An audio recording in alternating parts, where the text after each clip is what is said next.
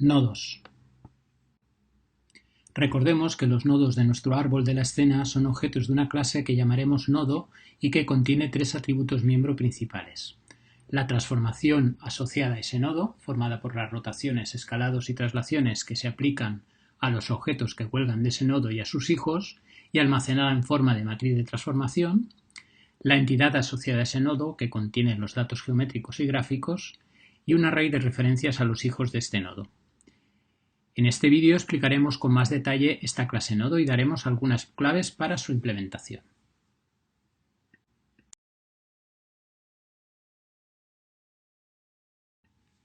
En primer lugar, debemos decir que vamos a utilizar un pseudocódigo orientado a objetos, por lo que será necesario traducir este pseudocódigo al lenguaje de programación correspondiente. Aunque C++ y JavaScript tienen características distintas y su orientación a objetos es muy diferente, los contenidos son fácilmente trasladables a cada lenguaje. Cuando sea necesario, se introducirán las particularidades de cada lenguaje. Como ya sabemos, en JavaScript no es necesario especificar el tipo de cada variable, pero en el pseudocódigo que utilizaremos sí se han incorporado tipos para facilitar la comprensión y para que sea más sencilla la conversión al lenguaje C++. Otro detalle importante es la inexistencia de punteros en JavaScript. Sin embargo, el manejo de punteros en C++ es muy importante para la eficiencia del código. Por esta razón, en algunos casos se indicará el uso de punteros. En JavaScript se manejan las referencias de forma implícita, en realidad son punteros camuflados. Utilizaremos las mayúsculas para las clases y los tipos de datos y las minúsculas para objetos, variables y funciones. Proponemos definir los nodos del árbol en una única clase. Puesto que todos los datos geométricos y de visualización se almacenan en las entidades, el nodo sirve principalmente para diseñar la estructura del árbol y no es necesario definir clases especializadas. Proponemos diferentes atributos, algunos de los cuales ya hemos adelantado. El primer atributo es la transformación asociada al nodo. Esta transformación es una matriz 4×4 que definiremos utilizando la librería glm en el caso de C++ y la librería glmatrix en el caso de JavaScript, como ya hemos comentado. La transformación determina la posición, orientación y escala de la entidad asociada a este nodo y a todos los nodos hijos. La entidad es el segundo atributo, es una referencia a una entidad que puede ser una luz, una cámara o un modelo. El tercer atributo es un array de nodos hijos. Un nodo puede no tener hijos, por lo tanto sería un nodo hoja, o puede tener uno o más hijos. Con estos tres parámetros es suficiente para mantener la estructura del árbol y poder construir un motor mínimo. No obstante, para mejorar la eficiencia y la facilidad de uso del motor, proponemos incorporar 4 atributos más. Una referencia al nodo padre, lo cual no es estrictamente necesario, pero sí muy conveniente para poder recorrer el árbol de arriba a abajo y de abajo a arriba, y 3 vectores que almacenan la traslación, rotación y escalado del nodo. En realidad, la transformación del nodo es el resultado de componer estas 3 operaciones, por lo que estos 3 vectores replican la información almacenada en la matriz de transformación, pero su uso facilita algunas operaciones, como veremos más adelante.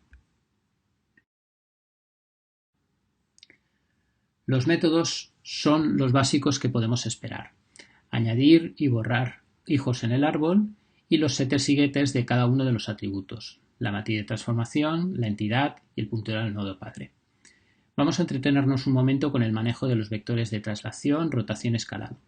Vemos que tenemos setters y getters para cada uno de ellos, que pueden acceder a los atributos, pero también tenemos otros métodos para trasladar, rotar y escalar. ¿En qué se diferencian estos métodos de los setters estándar? El setter sustituye el atributo correspondiente por un nuevo valor pasado como parámetro, es decir, proporciona una transformación absoluta. Sin embargo, las funciones alternativas proporcionan valores relativos, es decir, en lugar de sustituir el atributo correspondiente, acumula la transformación pasada como parámetro al valor existente en el atributo.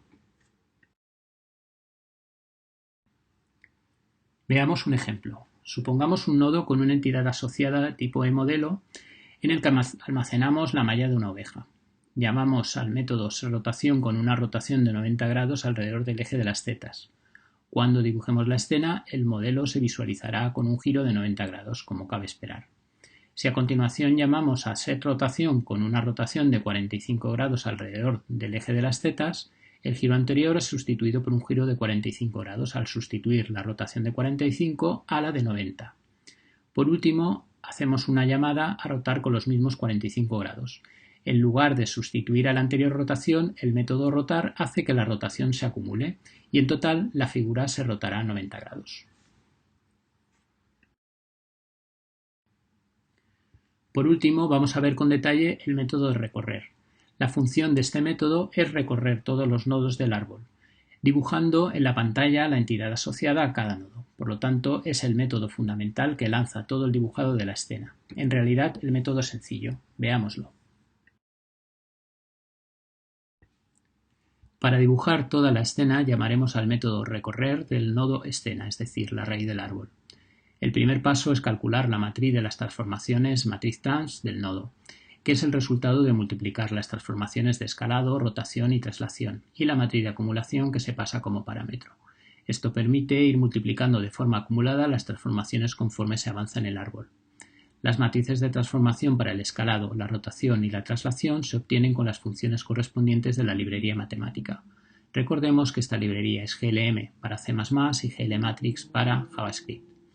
El orden de multiplicación de las matrices es muy importante, puesto que la multiplicación de matrices no es conmutativa. Como GL trabaja con premultiplicación, es decir, las multiplicaciones se realizan de derecha a izquierda, aunque el orden de escritura en el código es, como podemos ver, traslación, rotación y escalado, en realidad la primera operación que se realiza es el escalado, después la rotación y por último la traslación. Es fundamental que este orden se mantenga, de manera que la última operación que se realice siempre sea la traslación. El siguiente paso es el algoritmo de dibujado de la entidad asociada al nodo. El dibujado de la entidad lo veremos en otro tema, pero esta llamada desencadena las acciones gráficas para que la entidad se dibuje en pantalla, según la transformación del nodo. Por eso es necesario pasarle la matriz de transformación. Esta matriz de transformación es la matriz de luz de GL cuando la entidad es una luz, la matriz de cámara de GL cuando la entidad es una cámara y la matriz de modelo de GL cuando la entidad es un modelo. Por último, el dibujado se desencadena en cascada, llamando al recorrido de los nodos hijos de cada nodo padre. Este método de recorrer se ejecuta para cada nodo del árbol, cada cuadro de dibujado, por lo tanto es un método crítico. Para optimizar el código es una buena idea utilizar un booleano actualizar matriz a modo de flag. Este booleano se pondrá a verdadero siempre que haya un cambio en alguna transformación, de forma que las matrices solo se multiplican si se produce este cambio. Hay que decir que el número de cambios por cuadro de dibujado suele ser mucho menor que el número de nodos, por lo que se ahorran muchos cálculos. El algoritmo de recorrido del árbol de la escena es un algoritmo recursivo. Es fácil comprobar que este algoritmo genera un recorrido en preorden del árbol de la escena.